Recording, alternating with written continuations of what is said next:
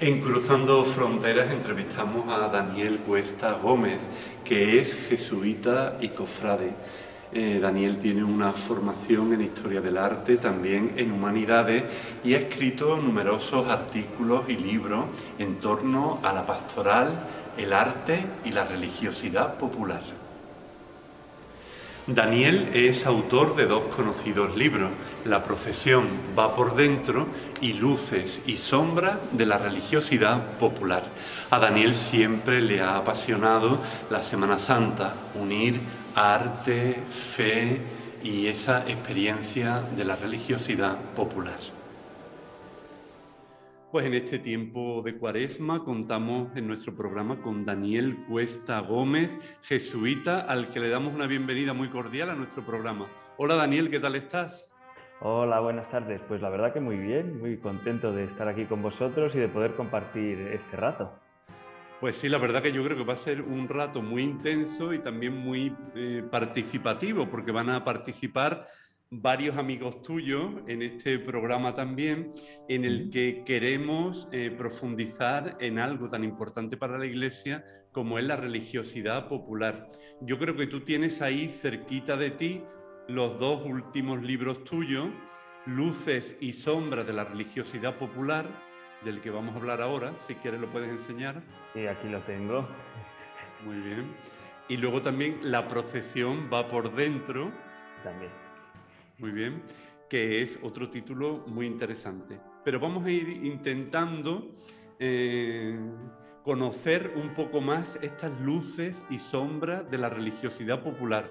Pero antes de todo ello, Daniel, para aquellos que no te conozcan, tú fuiste ordenado sacerdote el 26 de junio de 2021 con 34 años. Bueno, sigues teniendo 34 años, así que eres Sigo muy teniendo joven. 34 años, pero sí, efectivamente, sí, el 26 de junio del año pasado. O sea, que tienes el sacerdocio, vamos, recién estrenado. Sigo siendo neocura porque hasta que no pase un año no te quitan la L, como quien dice, pero vamos, sí, sacerdocio recién estrenado. Muy bien. ¿De dónde eres natural, Daniel? Yo soy de Segovia, yo soy natural de Segovia. O sea, que eres castellano.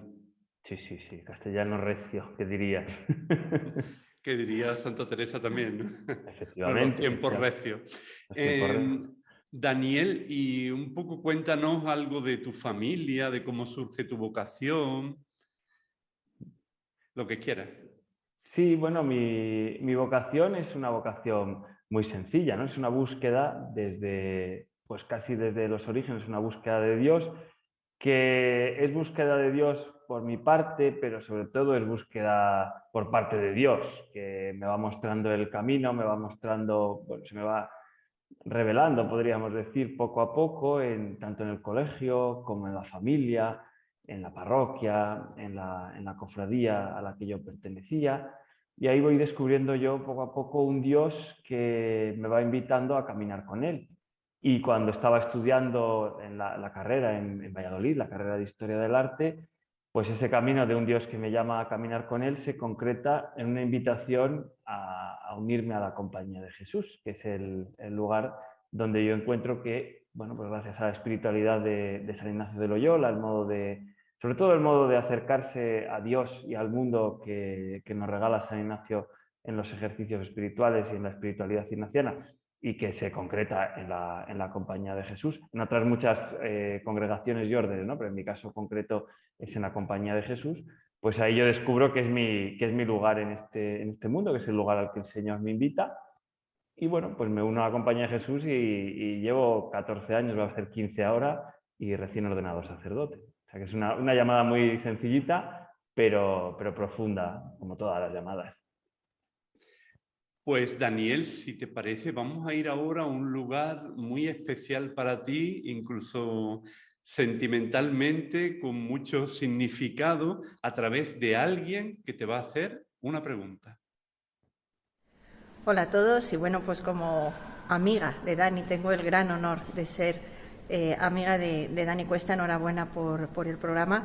Y bueno, pues ahí va mi pregunta. Te la hago desde aquí, desde la imagen de tu Cristo yacente, que imagino que tanto te marcó en tu vida. Entonces, sí me gustaría que nos acercaras un poquito a esa realidad más personal, más íntima tuya, para que nos dieras a conocer o compartieras esa influencia que ejerció esta imagen del Cristo yacente que procesiona en la Semana Santa de Segovia y que está asociada a tu parroquia, a la feligresía de San Andrés. Por lo tanto, sí que me gustaría que nos comentaras, que compartieras con nosotros esa relación tan estrecha de una imagen que procesiona, que marca a todos los cofrades y a todos los segovianos que contemplamos esta imagen del Cristo yacente en la Semana Santa. ¿Cómo te marcó a ti? ¿Y cuál es el papel, además, que pueden desempeñar las parroquias hoy en día para aumentar esta religiosidad popular en torno a nuestras santas imágenes? Muchas gracias. Hola Mercedes, qué alegría verte, además sobre todo qué emocionante verte en un lugar tan bonito y tan profundo como es esa capilla del Cristo yacente en la Catedral de Segovia, en la que, bueno, tú tienes la suerte de trabajar y en la que yo he pasado muchísimas horas, como bien sabes, horas de oración delante de ese Cristo, que es una maravilla de la escultura barroca de Gregorio Fernández. El papel de la parroquia en mi vida de fe y en la religiosidad popular, yo creo que es muy importante. Yo he tenido la suerte de vivir y de crecer mis primeros pasos en la fe en la parroquia de San Andrés de Segovia, a la que, bueno, pues de la que siempre hablo y de la que estoy muy orgulloso de formar parte, de esta feligresía de San Andrés, que es una parroquia muy unida a la Semana Santa, pero muy unida también a otro tipo de tradiciones, también de religiosidad popular. Pues estos años lo hemos visto, ¿no? Este año se han volcado en la realización de un Belén que llevaba 40 años sin visitarse allí en la parroquia. Es una parroquia muy unida y es una parroquia en la que yo creo que es muy fácil trabajar como sacerdote. Los últimos sacerdotes que hemos tenido allí y que tenemos ahora así lo dicen, porque es una parroquia en la que hay un barrio, una feligresía pues volcada y deseando de hacer muchas cosas, pero de hacerlas con sentido. Y bueno, fruto de ello nace esa iniciativa de acompañar al Santo Cristo yacente en procesión. Y entonces para mí la vivencia de la parroquia y la vivencia de la Semana Santa han ido siempre muy unidas, porque es la propia parroquia la que el Viernes Santo, una experiencia muy bonita, el Viernes Santo la parroquia sale en procesión desde nuestra iglesia y allí va a buscar al Cristo yacente, que está a pocos metros porque la catedral está muy cerca, pero para mí ese es el símbolo de una feligresía o una comunidad cristiana que camina y se pone en marcha para encontrarse con el Señor, y que es esta imagen del Cristo yacente que es tan importante para todos nosotros, y que una vez que ha encontrado a este Señor lo lleva por las calles de Segovia, lo lleva y lo acompaña y se deja acompañar por él en esta procesión tan preciosa que es la procesión de los pasos el Viernes Santo por la noche en Segovia.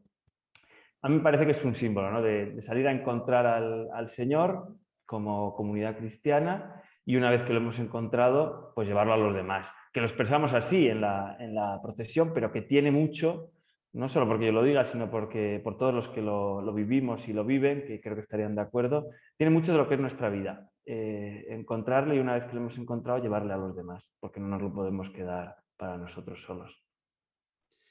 Hemos hablado de tu vocación como jesuita, también de estos orígenes de tu fe, de tu parroquia. Le vamos a dar ahora la palabra a un especialista, de los grandes especialistas en Semana Santa, y nos vamos a ir hasta Valladolid para seguir descubriendo tus vocaciones. Bueno, Dani, yo quiero preguntarte cómo nació la vocación de ser cofrade. ¿Quién ha sido esencial para que tú te conviertas en uno de los cofrades de referencia, no solamente en la Compañía de Jesús, sino en el ámbito de los libros, de los autores que escriben sobre Semana Santa en España? Hola Javier, muchas gracias y qué sorpresa la verdad verte. Bueno, muchas gracias por todo siempre, porque Javier es un maestro, ¿no? Es una referencia en la historia de la Semana Santa, pero también una referencia en la vivencia de fe de la Semana Santa, que a mí me ha ayudado muchísimo desde que yo era un estudiante de Historia del Arte con 19 años, en aquellas tertulias cofrades que había en Valladolid, y pues siempre me ha ayudado y siempre ha estado a mi lado.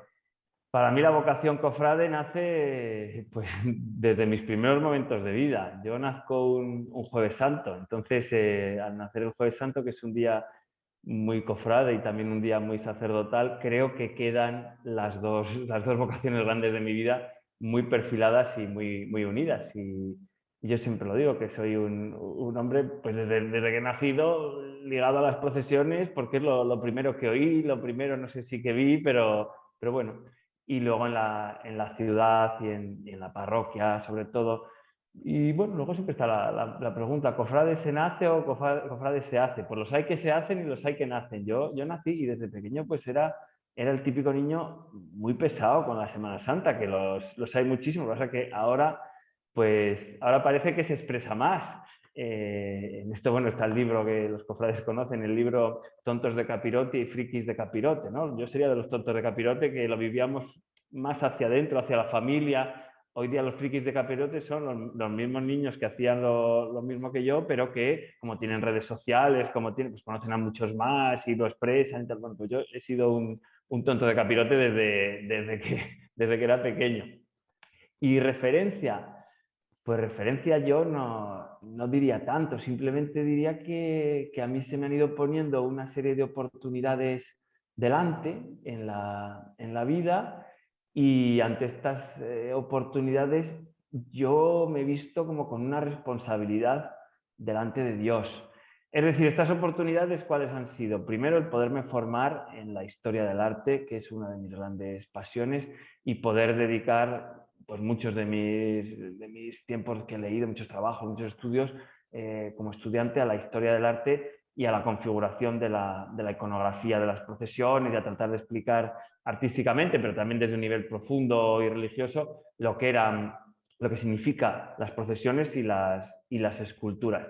Y luego también a nivel religioso, porque yo he tenido una experiencia de fe muy grande en las cofradías y hermandades, una experiencia de comunidad también muy profunda. Tengo muchos amigos a los que considero hermanos, que los he conocido hermanos en el sentido profundo cristiano y profundo cofrade, que los he conocido allí en las cofradías, y esa experiencia pues es muy bonita.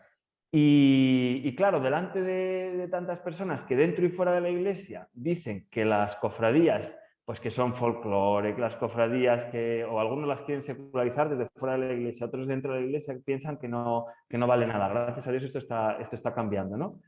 Pues yo ahí me vi con la responsabilidad, y también ayudado por algunos amigos y compañeros jesuitas, a expresar lo que yo vivía y lo que yo he vivido dentro de las cofradías, a expresarlo para que se conozca, para que ayude a algunos a vivirlo y para que ayude a otros a decir, oye, que las cofradías son esto, ¿no? Igual que cuando a veces ves una imagen deformada de la iglesia y decir, bueno, pues sí, la iglesia es eso que tú me estás diciendo, pero no es todo. Y de ahí nace este libro, que es la procesión va por dentro, que para mí fue una gran sorpresa, porque es un libro que es muy sencillo, porque yo narro en él mi experiencia como cofrade y un poco lo que tendría que ser una cofradía ideal. Una cofradía ideal que, bueno, pues como son todos los ideales, ¿no? Que no existe una cofradía que sea como así, pero está hecha toda de anécdotas reales.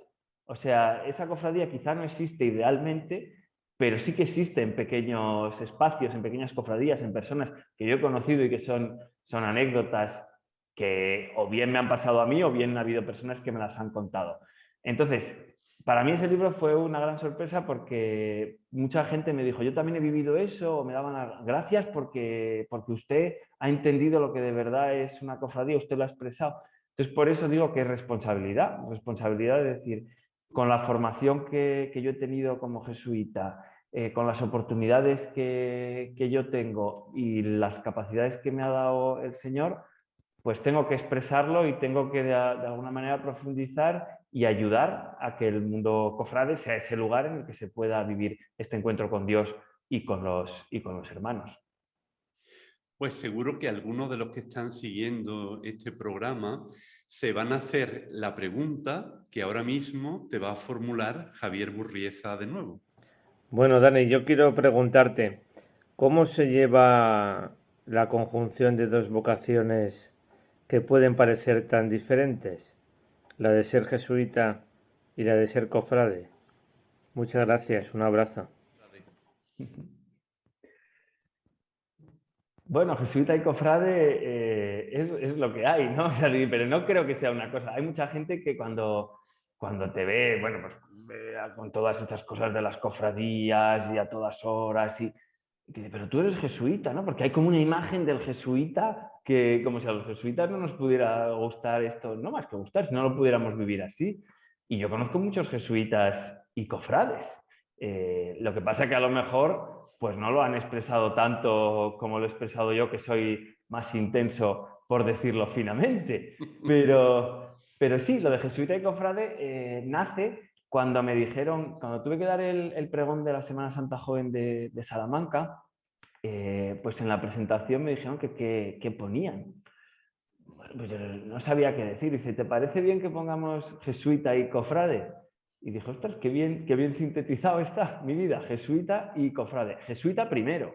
¿Por qué? Pues porque si yo fuera solo cofrade, estaría todas las Semanas Santas en España y, vamos, ahora que estoy en Italia, o en mi ciudad, o de procesión en procesión. Sin embargo, como jesuita, pues a mí me ha tocado hacer otras muchas cosas que han ido por delante de mi ser cofrade, ¿no? Porque lo primero es ese seguimiento del Señor, jesuita y cofrade, pero que son dos cosas que se pueden conjugar perfectamente. Luego he añadido en alguna presentación segoviano, porque a mí ser de Segovia me ha configurado y me configura mucho, y los segovianos somos grandes embajadores de nuestra tierra. Pero jesuita y cofrade yo creo que no es ni una contradicción ni nada extraño, sino que es, bueno, pues sencillamente lo que soy yo. Pues agradecemos mucho a Javier Burrieza su presencia en nuestro programa.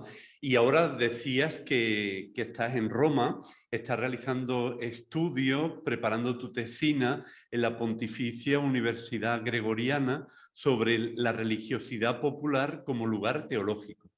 La verdad que yo estoy muy contento aquí en Roma por la oportunidad que supone estudiar en una ciudad como esta, en la que, bueno, por un lado es una experiencia única, por lo que es la ciudad, porque es una ciudad llena de historia, llena de arte para los que somos apasionados de la historia y del arte, pero también en el nivel de los vivos, ¿no? Porque a veces parece que si no Roma es simplemente, bueno, que ya es mucho, historia y monumentos, pero en el nivel de los vivos Roma, por decirlo así, es genial, porque yo vivo en una comunidad ahora mismo, por ejemplo, que somos 80 jesuitas de todos los países del mundo. Claro, esto da una riqueza enorme, porque uno se da cuenta que el mundo en el que ha vivido su experiencia, el mundo o el modo de ser, por ejemplo, de la Compañía de Jesús en España, o el modo que tenemos de vivir la Iglesia en España, no es el único. Yo es la primera vez en mi formación que salgo a estudiar fuera y me parece que ha sido una experiencia, que está siendo una experiencia impresionante, por lo que enriquece. La universidad, la Gregoriana, lo mismo. En la Gregoriana somos de muchísimos países diversos, también de muchas espiritualidades, de diversas diócesis, pero de diversos acentos eclesiales, ¿no? Quizá unos de una manera, otros de otra, pero hay mucho entendimiento y sobre todo te cuestiona mucho el decir, bueno, ¿cómo puedes entablar ese diálogo? ¿Cómo puedes entender tu identidad de cristiano y de sacerdote al lado, pues, de una persona, por ejemplo, que viene de un contexto en el que el cristianismo es absolutamente minoritario, en el que no se puede, o incluso perseguido, en el que no se puede expresar su fe, y que para esta persona el vivir en una cultura, bueno, además como la romana, en la que la fe se puede expresar libremente y se puede vivir, dices, ostras, yo el privilegio que he tenido y no me he dado cuenta. O al contrario, ¿cómo estoy dormido yo viviendo mi fe en España, pensando que hay, cuando ves a otros compañeros y compañeras que tienen que tener una creatividad para extender el Evangelio, para predicar, porque el contexto no les ayuda y porque sus frutos no van a ser ni la mitad de los que podemos tener nosotros, a lo mejor trabajando en un colegio, que nos quejamos de que a los niños no les interesa lo que les contamos, pero es que vive en un país en el que no es que no les interese, es que está prohibido. Y es que en el que a lo mejor en su vida va a vivir una comunidad cristiana muy, muy pequeña, ¿no? Entonces, en ese contexto tan universal, poder dedicarme a estudiar, a conocer, y luego concretamente el mundo de la religiosidad popular, a mí me ha gustado mucho, porque aquí en la Gregoriana yo me he encontrado, y también en Roma, como un interés teológico un poco más desarrollado por la religiosidad popular que lo que podemos tener en España, que nos estamos como despertando últimamente a ver qué es este fenómeno. Yo estoy muy contento, que en España últimamente parece que se habla de religiosidad popular, bueno, pues entre que lo ha dicho el Papa Francisco y luego que además hemos visto que los jóvenes y que mucha gente pues vive ahí, vive desde ahí su fe, pero aquí ya está más desarrollado y como que hay un pensamiento, una manera de abordarlo y un respeto. Sí, porque en España a veces somos muy de despreciar lo nuestro, ¿no? Y de no valorarlo. Aquí hay como unas ganas de valorarlo y de entenderlo que a mí me ha ayudado. Daniel, otra pregunta que nos podríamos hacer, ya que tú conoces la Semana Santa castellana y la Semana Santa andaluza, ¿qué diferencias ves entre ambas? ¿Son tan distintas? En esto yo siempre digo la experiencia que contaba y que el padre de un jesuita, que un amigo suyo visitó la Semana Santa de Zamora y claro, pues él es de Sevilla. Y entonces visitando la Semana Santa de Zamora, cuando este volvía allí a Sevilla, dice que le preguntaron, dice, bueno, ¿y cómo es aquello? ¿Es tan solemne, tan silencioso, tan austero, porque a veces parece que... Y este hombre contestó, dice, bueno, mira, dice, es el mismo cachondeo que aquí, pero con cara muy seria, ¿no? Entonces yo creo que esta experiencia es algo que nos tiene que interpelar. ¿Por qué? Porque la Semana Santa castellana y la andaluza, evidentemente, son muy diversas. Evidentemente son muy diversas. Desde el siglo XIX, porque históricamente eran muy parecidas, pero en el siglo XIX se separan, bueno, no entramos ahí, y hoy día la Semana Santa castellana que conocemos, en la que me he criado yo, o la que puede ser la de Valladolid, Zamora, Río Seco, uno se encuentra unas procesiones de muchísimo silencio y podemos tener la imagen de que la Semana Santa andaluza no es así. Pero claro, digo, ¿quién ha visto, de los que dicen esto, quién ha visto al Nazareno del Silencio por las calles de Sevilla en la madrugada o a Jesús del Gran Poder? Y dices, hombre, esto no es silencio y austeridad. O sea, digo, eso para empezar, ¿no? Pero después también que creo que los castellanos tenemos que tener cuidado porque debajo de esa apariencia de austeridad, de silencio, se puede esconder también una secularización y una vivencia de la Semana Santa desde otras claves que no son las auténticamente cristianas y que nos puede engañar. Nos puede engañar porque podemos pensar que nuestras procesiones son una pura oración y es una experiencia estética. Y al contrario, que no es malo una experiencia estética, pero que no nos engañe pensando que es solo todo lo que reluce. Y al contrario, que podemos pensar que a lo mejor en el bullicio, por decirlo de alguna manera, de una de las procesiones más espontáneas de la Semana Santa andaluza, podemos valorarla desde alguna clase, oh, esto es una cosa folclórica, y digo, bueno, tú te has parado a hablar con las personas que están viviendo su fe, que la están expresando así, que están viviendo esa fiesta, porque al final la Semana Santa es una fiesta desde otros parámetros.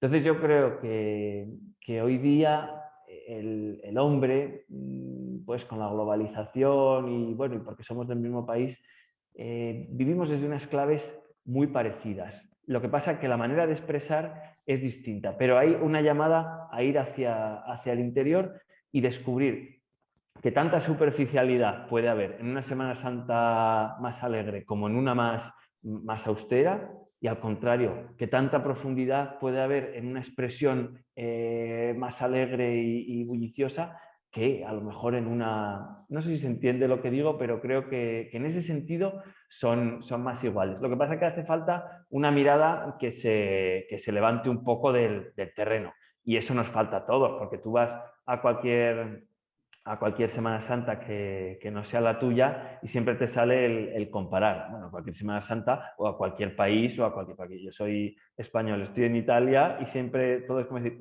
sí, pero en España nosotros hacemos, y siempre es como lo nuestro es lo mejor.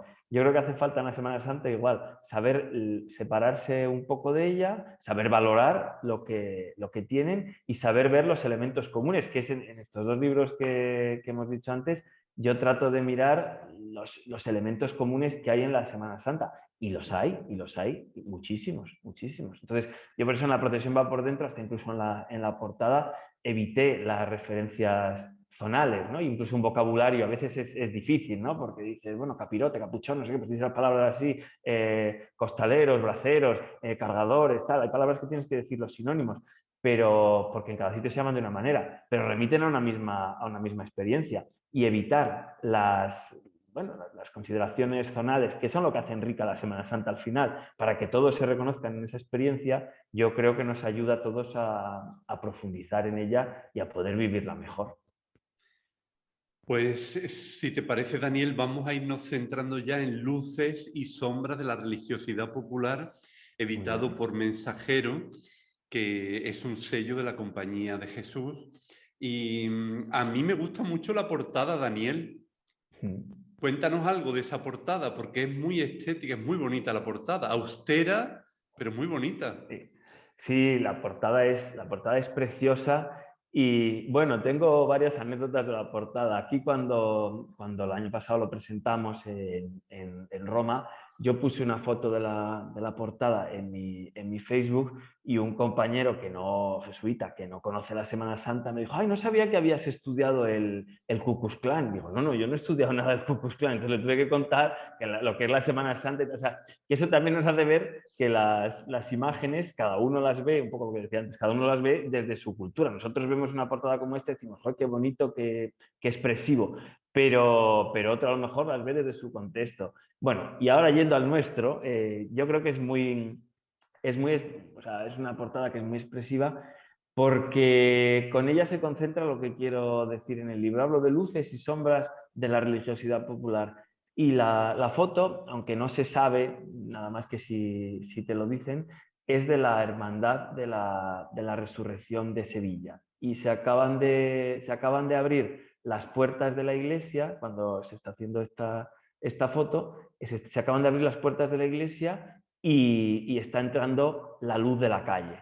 Entonces, para mí esa es la experiencia de la Semana Santa. Hablamos de luces y sombras de la religiosidad popular. Hablamos de pasión, muerte y resurrección. Pero la luz que a nosotros nos ilumina y nos mueve y nos hace salir a la calle es la luz de la resurrección. Y la luz que ilumina la vida y todas las sombras y que está llamada a deshacer y a vencer a todas las sombras de la religiosidad popular y de toda nuestra vida.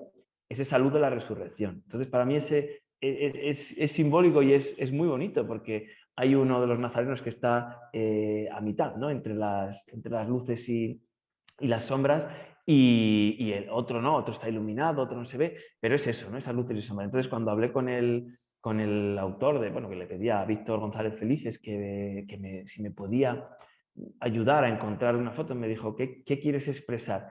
Y yo le dije una cosa más o menos así, ¿no? La luz, la sombra, pero no pensé que fuera precisamente la hermandad de la resurrección con todo el peso que tiene para los cristianos, ¿no? Como clave y fundamento de nuestra fe. Pues qué bonito, además me ha emocionado porque yo he celebrado la Eucaristía varias veces en la parroquia de Santa Marina y en Sevilla, ¿sí? Con la Hermandad de la Resurrección, y tengo muchos amigos allí, así que sí. Me ha gustado mucho la referencia. Daniel, tú hablas de religiosidad popular, de piedad popular, de mística popular, de religión del pueblo. ¿Qué prefieres? Yo prefiero religiosidad popular, porque es lo que he vivido y como nosotros lo llamamos en España.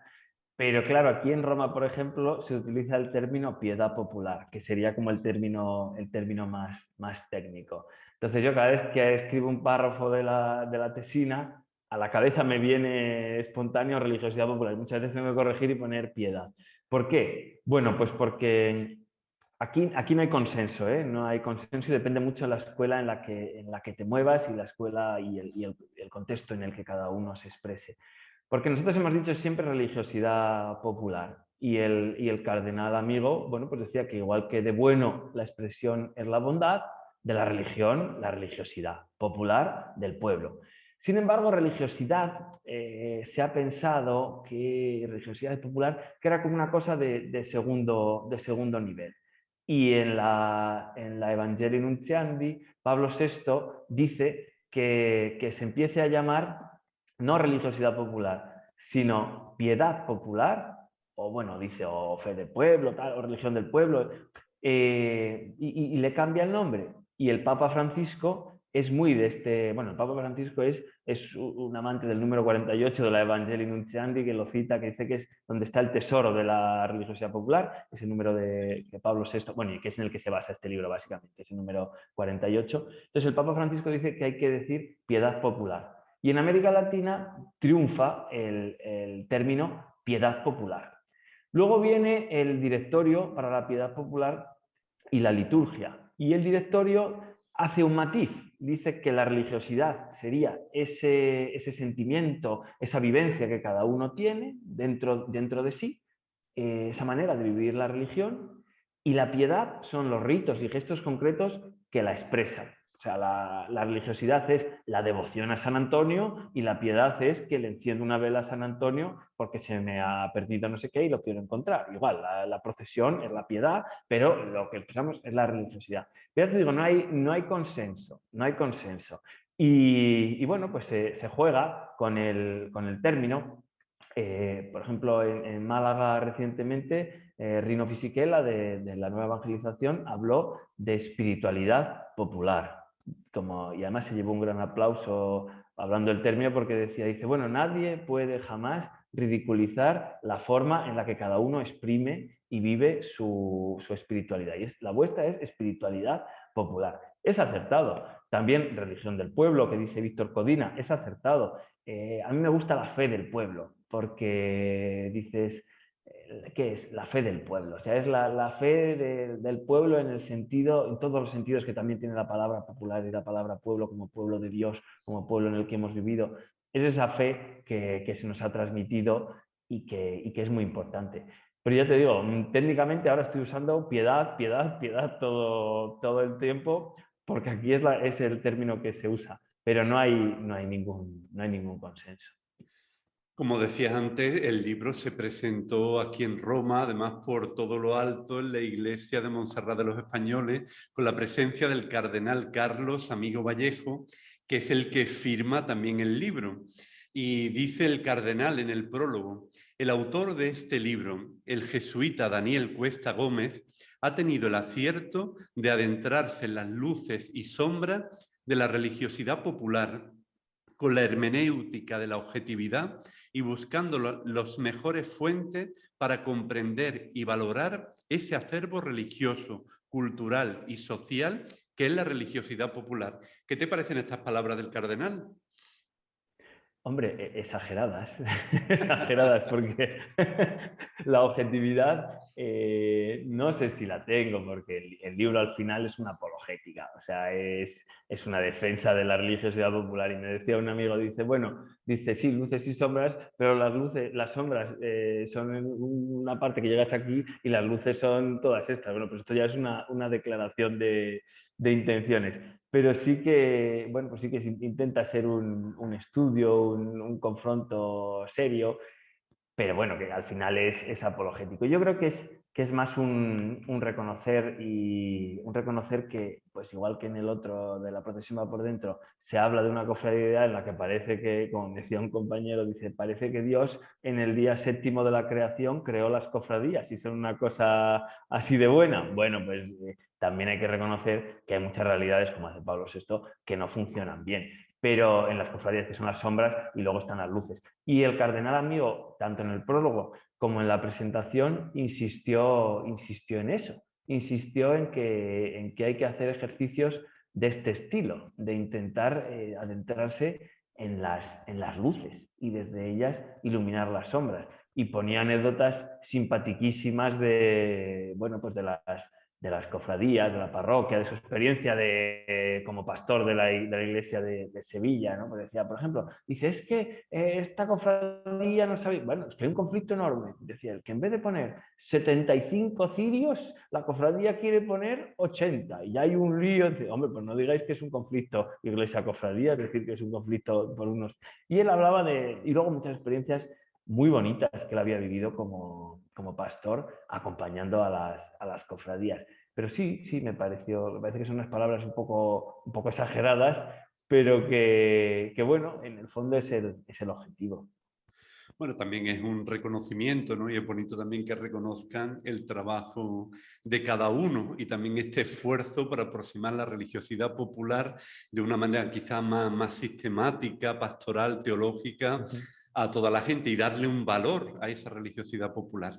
Bueno, en este libro en el que hay tantas luces, hay algunos conceptos. Vámonos a Barcelona, porque desde allí hay alguien que admira mucho tu obra, que quiere hacerte una pregunta sobre un concepto. Hola Fernando, un placer volver a estar aquí en Cruzando Fronteras. Y hola Daniel, que bueno, nos hemos escrito varias veces, nos hemos leído mutuamente, pero es la primera oportunidad que tenemos de saludarnos así, prácticamente presencialmente, aunque sea telemáticamente. Mira, a mí me interesan mucho todos los temas que tú trabajas, ¿no? Por experiencia personal y por mi actividad pastoral.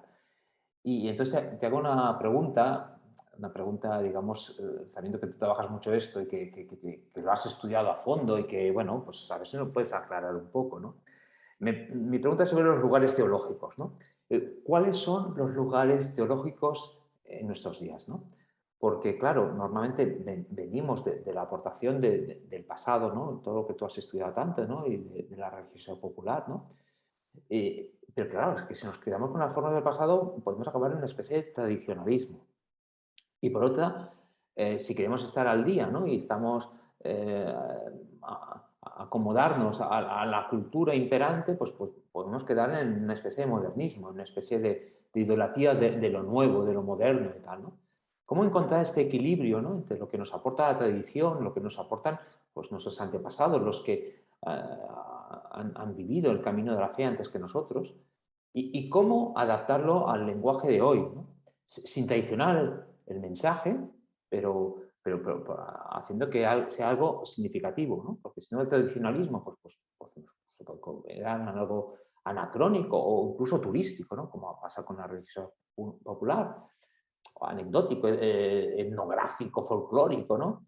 Pero si también nos decantamos tanto hacia las formas modernas, pues podemos perder, digamos, la sustancia, ¿no? El mensaje de fondo, ¿no? Entonces, ¿cómo vivir ahora los lugares teológicos de nuestra época, de nuestro tiempo? Gracias. Hola, Josep. Lo primero, muchas gracias porque, bueno, Josep y yo no nos conocemos, pero simplemente él leyó un artículo mío en Cristianismo y Justicia y luego me envió generosamente uno de sus libros que a mí me sirve muchísimo, el libro Tabor, El Dios oculto en la experiencia, y luego después me ha enviado muchos más y los estoy utilizando muchísimo para el trabajo aquí en Roma y recomendándolos a muchos compañeros. Entonces, lo primero, muchas gracias por esa generosidad. Y después, el término lugar teológico. El término lugar teológico es en realidad, me encanta la pregunta, porque es el tema de mi tesina y no estaba preparado, yo creo, porque yo con Josep no he hablado de que sea el tema de mi tesina. El término lugar teológico, yo creo que es un término a profundizar, un término en el que debemos de profundizar y que es lo que estoy intentando hacer. Y cuando empecé a hacer la tesina, yo le agradezco a la profesora que me la dirige, Estela Morra, que me dijera, dice, mire, usted ya ha leído y ha profundizado mucho sobre lo que significa la religiosidad popular. Entonces, dice, hacer una tesina sobre religiosidad popular, hablando teológicamente, no le va a suponer ni tanto esfuerzo ni se va a llevar tanto. Dice, sin embargo, hay un término que es el de lugar teológico, que todo el mundo ahora habla del lugar teológico y dice, y sin embargo no termina de estar claro qué es un lugar teológico y cómo esto se aplica a la religiosidad popular. Y eso es lo que estoy intentando hacer. Entonces, la primera parte, que no tiene nada que ver con las cofradías, es meterse un poco dentro del pensamiento de Melchor Cano. sabemos este teólogo dominico de la época de la Reforma, en el que escribe los lugares teológicos, y él dice que, bueno, él establece 10, pero dice que se pueden ampliar o se pueden reducir, según un poco, no viene a decir los signos de los tiempos porque esta categoría todavía no existía, pero bueno, que según las circunstancias. Entonces, ahí leyéndole a él ese libro de los lugares teológicos, que es un libro muy interesante, pero además muy divertido, porque es un hombre muy espontáneo y habla con mucha franqueza, y leyendo otros autores que lo han estudiado, es intentar ver cuáles son las tres claves, bueno, las claves que tiene que tener un lugar teológico. Entonces, allí, bueno, pues yo lo que he encontrado que hay 3 claves fundamentales para un lugar teológico. La primera es que sea un lugar de revelación de Dios. Bueno, lo primero que lugar, no un lugar fijo, sino como un manantial o una fuente del que brota el conocimiento teológico. Entonces, él dice que estos topoi o domicilia, que estos lugares teológicos tienen que ser un lugar de revelación de Dios, es decir, un lugar en el que Dios se revela a sí mismo, en el que Dios nos da noticia de quién es, y un lugar en el que esa revelación es acogida por el creyente, como no son la teología fundamental pura y dura, pero bueno, es el lugar donde esa revelación es acogida por el creyente, y que esto siempre tiene que ser dentro de la Iglesia. Él dice que son dos caminos: revelación, acogida de la fe, o sea, que produce la fe y que la persona la acoge, y que esto solo se puede dar, este cruce de camino, dentro de la Iglesia. Lo que pasa es que el concepto de Iglesia que maneja Melchor Cano es distinto del que manejamos nosotros. Bueno, es distinto y es igual, pero nosotros hoy, después del Vaticano II, nos movemos en un concepto mucho menos defensivo, pero que luego, leyendo la obra de Melchor Cano, sí que viene a expresar lo mismo, aunque él está en la época de los protestantes. Entonces, con estas 3 claves, pues uno ve, ¿hay revelación de Dios en la religiosidad popular? Sí, sí que la hay. O sea, ¿Dios da noticia de quién es Él en la religiosidad popular? Pues de tantas maneras, de tantas y de tantas maneras.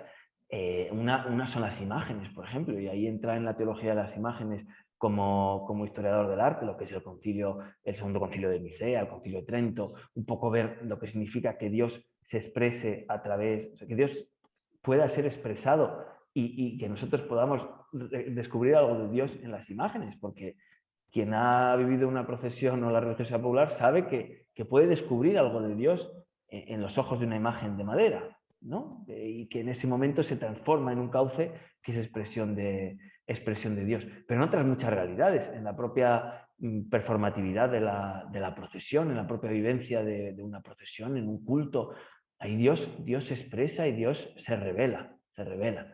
Pero luego produce la fe, que es acogida por las personas.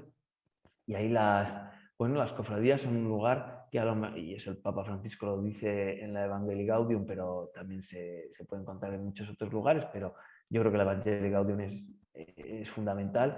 Es un lugar en el que se da el acto de fe. Y él dice, esas madres, el ejemplo, esas madres que cuidan, o sea, que se confían ante Dios cuidando a su hijo enfermo, aunque no sepan las proposiciones del credo. O sea, ese acto de confianza y de fe que se produce en la religiosidad popular, que a lo mejor no está muy formada, o sí, que yo creo que hay que tener cuidado porque a veces hay fes muy formadas en la religiosidad popular, pero bueno, que producen la fe. Y luego, dentro de la Iglesia, la religiosidad popular es una realidad eclesial, Ahora, una iglesia que acoge, o sea, una iglesia que tiene rostro y culturas diversas. O sea, también el Papa Francisco en una jornada a las cofradías dijo, estaban ahí un montón de cofradías con un montón de hábitos diversos, y dijo, así es la iglesia, tan distinta, tan diversa y siempre la misma, ¿no? Bueno, pues una iglesia que se expresa con las culturas, con los moldes, y una iglesia que también llega a los alejados, una iglesia que es sacramento universal de salvación. Pero ¿cómo, no? ¿Cómo? O sea, para los que podemos decir que están más dentro de ella, o para los que consideramos alejados. ¿Pero quién son los alejados? ¿Por qué vienen las personas a la religiosidad popular? ¿Por qué esto les conecta con la Iglesia? Porque hay veces que uno se encuentra una persona alejada, que a lo mejor dice que no cree tanto, que no sé qué, sin embargo, viene a la procesión, viene a la cofradía, y luego en los momentos de dificultad, de alegría y de su vida, los expresa por medio, vuelve a la Iglesia, ¿no? Los expresa por medio de la fe. Entonces, bueno, en eso estoy trabajando. Una cosa bastante apasionante, la verdad. Pues agradecemos también a Josep Otón su presencia de nuevo aquí en el programa. Y hay otro concepto del que hablas en este libro, Luces y Sombras, de la religiosidad popular, que es el de sistema inmunológico de la Iglesia. Sí, ese es un concepto que usa el Papa Francisco y que lo toma de un obispo italiano de Gualtiero Sigismondi, de la Acción Católica, que él dice que si la liturgia, o sea, el Papa Francisco dice que la religiosidad popular es el sistema inmunitario de la Iglesia que nos salva de muchos males. Pero este obispo dice que la liturgia es el sistema nervioso central de la Iglesia, pero la religiosidad popular es el sistema inmunitario, inmunológico de la Iglesia. A mí es una definición que me gusta mucho, porque dices, ¿la religiosidad popular es esencial para la Iglesia? No. O sea, no vamos a defenderlo. No. ¿Puede vivir la Iglesia sin religiosidad popular? Sí. ¿El sistema nervioso central o el aparato respiratorio son esenciales para la Iglesia? Sí. ¿Puede vivir la Iglesia sin liturgia? No. ¿Puede vivir la Iglesia? Pero claro, ¿cómo vive un cuerpo que tiene dañado su sistema inmunitario? Un cuerpo que no tiene defensas. Es un cuerpo enfermo, es un cuerpo expuesto, es un cuerpo que tiene mucho más difícil la vida. También lo digo, que no es que sea la clave de nada la religiosidad popular, pero, o sea, que digo que se puede vivir sin ella y que también puede haber otros sistemas inmunológicos, pero también en los lugares en los que ésta está presente, hay una defensa de tesoros fundamentales de la Iglesia que está ahí y es palpable. En los lugares en los que la religiosidad popular está presente, la secularización lo tiene más difícil para avanzar, porque la cultura, al fin y al cabo, va siendo cristiana, porque las personas... Y hay ejemplos que siempre los digo, en la pandemia, por ejemplo, mucha gente, ¿a qué se ha vuelto? Pues a su Virgen, a su Cristo, a la religiosidad popular. ¿Por qué? Pues porque es donde ha vivido su fe, donde la ha expresado.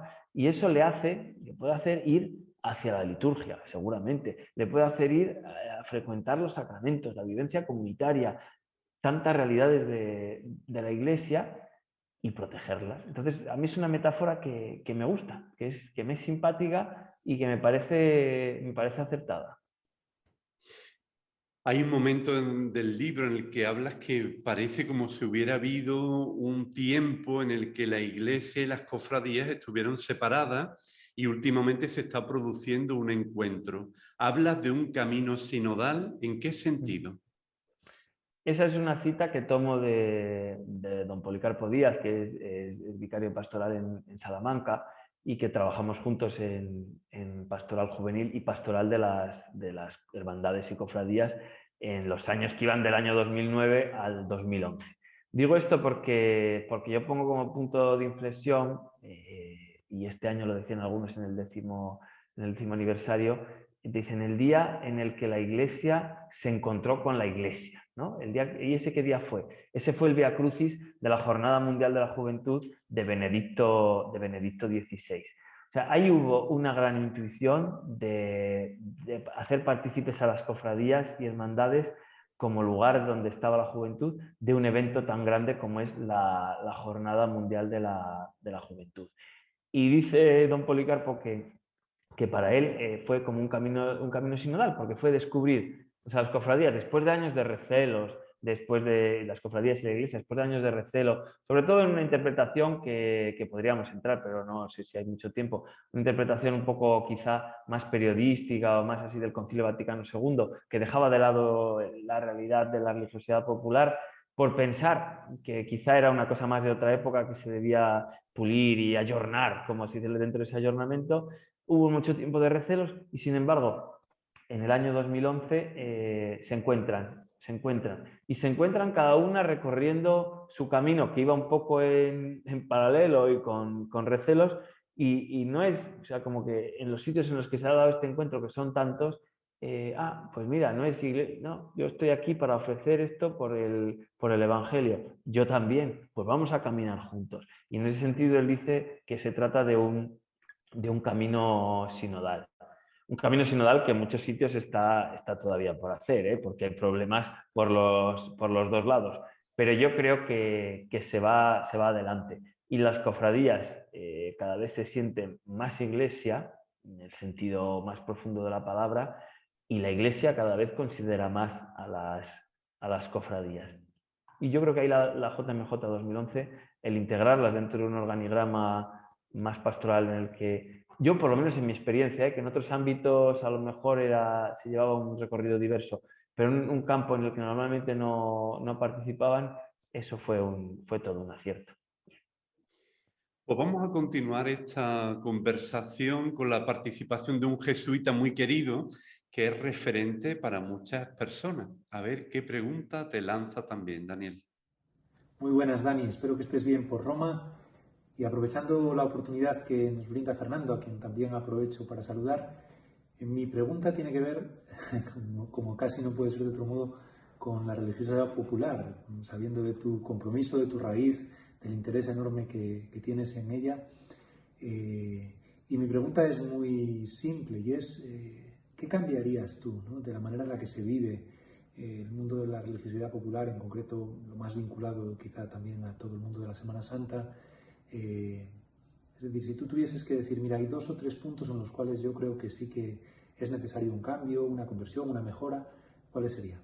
Pues buenas tardes, José Mari, y agradecerte que estés aquí, bueno, y agradecerte que fue José María Orizola el que me impulsó a escribir este libro, que yo no lo había pensado, pero un poco expresar la que era mi experiencia dentro de la religiosidad popular, y luego él me escribió el prólogo, o sea que fue un poco ese empujoncillo hacia escribir y ver mi experiencia. Las sombras de la religiosidad popular, a lo mejor las cosas que intentaría cambiar, yo intentaría cambiar profundamente, ¿no?, más que otras historias, profundamente quizá ese acento demasiado pasional, entendido, demasiado centrado en la pasión y muerte de Cristo, que a veces deja de lado la experiencia de la resurrección. Se dice con malicia que los cofrades resucitan en Cuaresma y mueren en Pascua, ¿no? Y este año que ha vuelto la Cuaresma, por fin, la Cuaresma que conocemos, ¿no?, de ensayos, de tridos, de quinarios, se ve. Yo cambiaría un poco ese nivel profundo, aunque es verdad que toda experiencia de religiosidad popular reconoce a Jesucristo resucitado, porque si no, pues no tendría mucho sentido simplemente seguir a un crucificado muerto, ¿no? Yo creo que la gente que participa en la religiosidad popular sabe que aquel que está siendo crucificado o flagelado o burlado es el resucitado, que da sentido a la vida. Sin embargo, a veces no expresamos tanto esa realidad. Y vivir en Roma de nuevo te da claves, porque aquí las iglesias de los primeros siglos expresan sobre todo la resurrección de Cristo. Y nosotros no sé si sabemos expresarla tanto y a veces, bueno, pues como que no le diéramos tanto acento. Y sí que me gustaría expresarlo, pero de un nivel profundo, que no sea el decir, no, vamos a hacer la procesión de... No se trata de añadir, se trata de profundizar y de verdad vivir nuestra fe desde esa expresión de la resurrección, que puede ser incluso la crucifixión, la muerte o el entierro, ¿no? Pero expresar ese triunfo y no tanto ese dolor, aunque sea importantísimo saber que hay un Dios que nos acompaña en el dolor y en la noche oscura de nuestra vida, pero también expresar esa resurrección. Pues enviamos un saludo muy cordial también a José Mari Rodríguez Olaizola y vamos a continuar hablando de algunos retos que la religiosidad popular lanza a la Iglesia.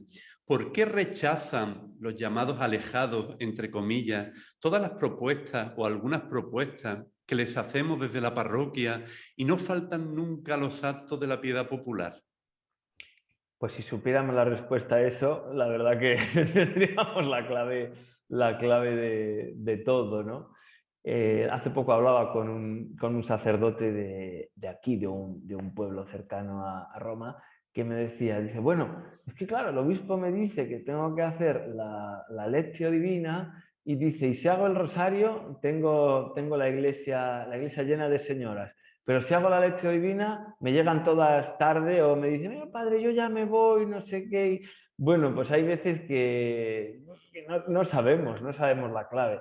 Y eso es una fuente de frustración grandísima, para los sacerdotes y para todas las personas que están involucradas en la pastoral y en la vida comunitaria de la Iglesia, en la vida comunitaria de la Iglesia. Es decir, bueno, vamos a organizar una formación sobre el sacramento de la penitencia en la parroquia, dentro de la Cuaresma, todo grandes ideas y muy bien. Dentro de la Cuaresma, como es invitar a la cofradía para que los cofrades, en el carácter penitencial y tal. Y viene muy poquito. Sin embargo, dices, bueno, vamos a organizar un besapié a nuestro Padre Jesús, la iglesia llena. O sea que hay realidades que nos interpelan y que no tenemos clave para ello. No tenemos clave para ello. Ahora, no por eso se deben de dejar de hacer. Y hace poco, en la asignatura que tenemos aquí sobre religiosidad popular, una de ellas, que da Estela Morra, decía que hay una clave en la vida monástica. Y yo digo, bueno, ¿cuál es la clave en la vida monástica? Y dice, la vida monástica siempre realiza las propuestas, decía ella, las propuestas, bueno, que es su vida, que es toda la oración, la liturgia de las horas, venga o no venga gente de fuera, porque en aquello expresan su ser, su vida, su ser comunidad. Y tú te unes, como si necesitas unos días de retiro, pasas por allí, te unes a esas, pero sabes que esa oración y esa vida se va a hacer porque ellos están viviendo y expresando su vida. Dice, sin embargo, a veces nosotros dejamos de hacer las cosas porque dicen, si no se ha apuntado nadie, si total esto que he preparado tanto para... Y decía ella, bueno, que he preparado tanto para los otros, dice, pero como los monjes, o sea, también para mí mismo. Es decir, si organizo una jornada de formación, yo también me formo a mí mismo. Yo también al intentar expresarlo, no sé si me explico, y que a veces ese desaliento de decir, me han venido 10, el año que viene no lo hago, ¿no? Que a veces encuentras pues hermanos mayores o gente que lleva en la cofradía muchos años o párrocos que dices, vamos a hacer una jornada de formación. ¿Para qué? Si no va a venir nadie. Bueno, vamos a intentar rezar. No, que esto sobrecarga porque vienen los mismos y se sienten con la obligación de meterles más cosas. Claro, no estamos expresando nuestra vida comunitaria, sino que vamos de fuera hacia adentro, o de dentro hacia afuera, que está muy bien porque es un impulso misionero, pero el reto es decir cómo estas cosas pueden expresar también nuestra vida, nuestro ser comunidad, para que poco a poco vayan creciendo. Ahora, yo te digo que soy el primero que luego organizas una oración cofrade toda preparada y no sé qué, y te vienes 3 y te vuelves a casa diciendo, pero ¿qué podremos hacer? Pero que pasan muchas, bueno, en oración cofrade, pero los que hemos estado en pastoral juvenil, sabes que es exactamente lo mismo. Lo que la pastoral en la parroquia, bueno, pues las cosas que hay para la primera comunión, todo el mundo ahí, pero luego poscomunión, formación de familia, sí, nos interesa muchísimo, pero luego, o sea, que es también una clave de este mundo líquido en el que nos vivimos y nos entendemos y que a veces todos pensamos que somos mucho más cristianos de lo que somos. Daniel, otro reto nos va a llegar desde Salamanca. A ver qué reto te lanzan. Hola, ¿qué tal? Un placer unirme a vuestra conversación desde Salamanca. Quiero hacer una pregunta al amigo Daniel Cuesta. Como cofrade, como historiador del arte y sobre todo como sacerdote comprometido con la evangelización. Nuestras cofradías, nuestras procesiones, desde luego no tienen origen en el barroco, son anteriores.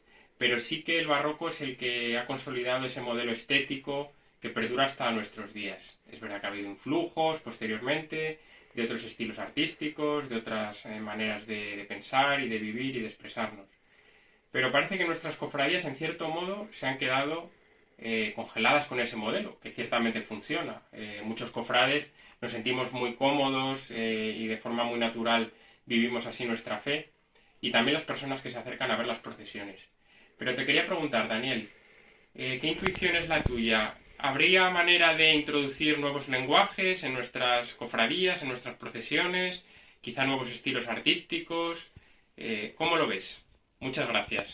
Buenas tardes, Tomás. Con Tomás estuvimos precisamente en ese equipo de la diócesis de Salamanca, que desde el año 2009 fue preparando la Jornada Mundial de la Juventud. Él era el representante de los jóvenes cofrades, yo era el representante de los jóvenes religiosos, y aunque luego acabé casi siendo también representante de los jóvenes cofrades, ¿no? Porque me movía hacia... y se creó un equipo de pastoral juvenil, Así que, Tomás, muchas gracias por todas aquellas experiencias y también por tu pregunta. Yo creo que en la Semana Santa nos sentimos bien en el tiempo barroco, aunque sea un barroco reinventado, ¿no? Porque el barroco, tanto en Andalucía como en Castilla, es un barroco reinventado en el siglo XIX, que tiene claves de lo que eran las procesiones en el siglo XVII fundamentalmente, pero que luego se ha hecho una relectura desde el romanticismo y después desde el siglo XX, que yo creo que si una persona del siglo XVII se trasladara a nuestras procesiones, pues sería un poco como si un romano se planta en una película de Ben-Hur o en una cabalgata de Reyes, y pues si nosotros no vestimos así, ¿no? Bueno, pues nosotros creo que nos expresamos así y que nos sentimos a gusto dentro del barroco. ¿Por qué? Porque nos hace como conscientes de que pertenecemos a una historia, que pertenecemos a una tradición, que venimos de siglos y siglos de transmisión de la fe y de transmisión y vivencia de nuestra propia cultura, y todo el mundo necesita sentir unas raíces.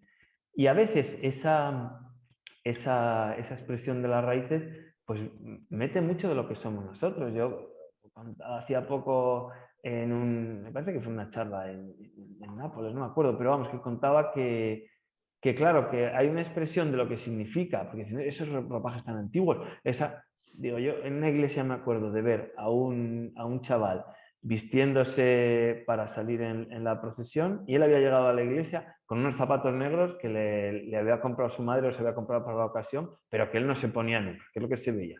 Unos pantalones vaqueros con rotos y una camisa de la ropa que él tenía. Y encima de todo aquello se había puesto un ropón así adamascado, con cuello de lechuguilla, que no sé qué dices, madre mía, qué contraste. Pero es lo que es. O sea, este chaval que vive su vida vestido así, sin embargo encuentra su identidad y su manera de expresión en aquella vestimenta, que no es un disfraz, que para él no es un disfraz, sino que expresa mucho. Y si le dices, uy, ¿te has disfrazado?, seguramente se ofende, porque te dirá, no estoy disfrazado. Entonces, ¿se puede adaptar? Sí, y yo creo que hay ámbitos. Yo pienso, por ejemplo, la Semana Santa de Málaga. Este verano organizaron una exposición en la catedral que se llamaba El Verbo Encarnado, en el que las imágenes fundamentalmente de Cristo estaban, también había de la Virgen, estaban sobre peanas hechas por autores contemporáneos. Entonces era un diálogo entre la estética barroca o de renovación barroca más clasicista y la estética contemporánea. Sí, se puede dar este diálogo. Hay cofradías que lo han intentado y lo consiguen con éxito. Estoy pensando también ahora, por ejemplo, la Hermandad de Jesús en su tercera caída de Zamora. Todos los años incorpora una cruz nueva que es hecha por un autor contemporáneo y se incorpora perfectamente a la procesión. Hay cofradías que incorporan en series procesionales.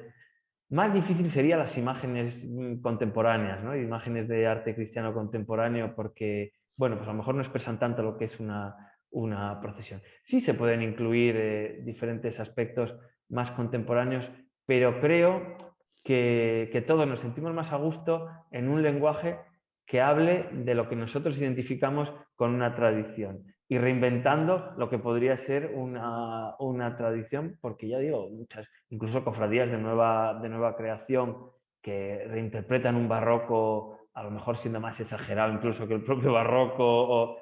Nos sentimos a gusto ahí. Y luego también que en España somos pasionales. O sea, hay un documental americano de cuando estudiaba Historia del Arte que empieza con sobre historia del arte. Primero es el barroco en Roma y luego el barroco en el resto de países. Y cuando llega a España es la Plaza del Salvador de Sevilla y está saliendo la Hermandad de Pasión, ¿no? Y entonces, bueno, es esa imagen tal, y los cirios. Y dice, el barroco se extendió rápidamente por toda Europa. Dice, pero si hay un lugar en el que fue acogido por los brazos abiertos, fue España, porque España siempre había sido barroca. O sea, como diciendo que la manera de expresarse de los españoles fue como, hombre, por fin, el estilo artístico que es el nuestro. Y yo creo que el barroco ha quedado porque España es muy pasional y lo pasional es barroco. No quiero decir que no seamos también de lezos, pero yo creo que bueno, no hace falta explicarlo mucho y que por eso nos sentimos todos tan cómodos ahí. Bueno, pues dejamos Salamanca y vamos a terminar el programa en Córdoba, porque desde allí te llega también otra pregunta para seguir avanzando en esta conversación. Hola Dani, ¿qué tal estás? Mi pregunta sorpresa es la siguiente. En la actualidad vivimos una profunda crisis de fe y para poder ser testigos de Cristo debemos de redescubrir la fe de una manera nueva. ¿Qué papel crees que tienen las manifestaciones de religiosidad popular en la nueva evangelización? Muy buena, Rosa, muchas gracias, qué alegría verte. Arma potente contra la secularización, casi nos lo podías responder tú, porque, bueno, a Rosa la conocéis algunos, otros no, pero Rosa es una gran cristiana y convencida de que desde la religiosidad popular se puede llevar a cabo una evangelización, y desde su hermandad del Vía Crucis, del Santo Cristo de la Salud de Córdoba, llevan a cabo un montón de iniciativas de formación y de vivencia cristiana y de vivencia comunitaria, que algunas me han invitado y son de verdad bueno, pues que son una manera de luchar contra esa secularización y de expresar esa fe desde nuestra cultura y desde nuestros moldes. Han estrenado hace muy poco en la Mezquita Catedral de Córdoba un Vía Crucis musicalizado hecho por Toño Casado, que yo no lo he visto todavía, pero la gente estaba sobrecogida, ¿no? La gente con la que he hablado. Si eso no es un arma potente contra la secularización, hacer dialogar nuestra cultura con las culturas que han sido anteriores a nosotros, y sobre todo ponerles delante la pasión, muerte y resurrección de nuestro Señor Jesucristo, que es el fundamento de nuestra fe, pues como diríamos los castellanos, que baje Dios y lo vea, ¿no? O sea, yo creo que es un potente muro. Ahora hay que tener cuidado también, porque a veces pensamos, es un potente muro y tal, y cuando llega la secularización hace así porque el muro es de cartón, porque a lo mejor está mal construido y mal fundamentado.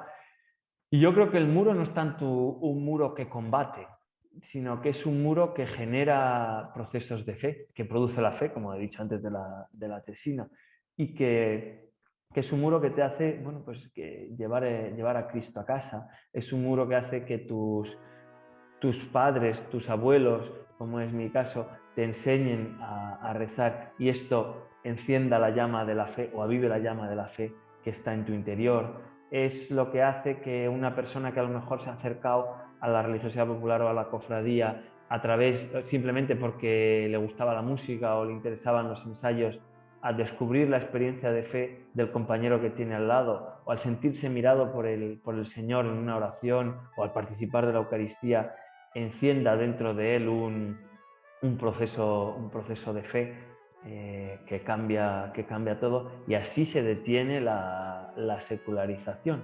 No tanto, yo creo que no es tanto beligerante, aunque también podría serlo, porque en algún momento la religiosidad popular se planta y dice, no, nosotros no somos eso. Pero no es tanto eso, yo creo que es más bien una semilla de mostaza que que crece dentro de uno y se convierte en un árbol, que ese árbol sí que es ese muro de la secularización, para contener la secularización. Pues podríamos seguir hablando mucho tiempo más de religiosidad popular, de todos tus libros, Daniel, pero nos vamos a quedar con esta imagen tan bonita de ese grano de mostaza que da fruto, porque yo creo que estos libros, Luces y Sombras de la religiosidad popular y La procesión va por dentro, nos ayudan a expresar y a vivir también nuestra fe. Así que muchas gracias por este rato compartido tan interesante. No, muchas gracias a ti por invitarme y darme tiempo para hablar de lo que a mí me gusta, que es la Semana Santa, que en este tiempo no hago más que leer de cofradías, pero hablar así es una cosa que me gusta. Pues nada, esperamos tenerte en otra ocasión también en el programa y que te vaya muy bien con esa tesina. Sobre todo porque luego va a suponer un gran servicio a todos aquellos a los que servirás pastoralmente en la compañía de Jesús y como cofrade. Pues hasta muy pronto, Daniel. Muchas gracias, hasta pronto. Y amigos, nos quedamos con todas estas reflexiones tan enjundiosas de Daniel y de verdad les invito a que vayan a esos libros que les hemos recomendado, que son muy adecuados para este tiempo de Cuaresma y bueno, también para otros tiempos. Hasta muy pronto.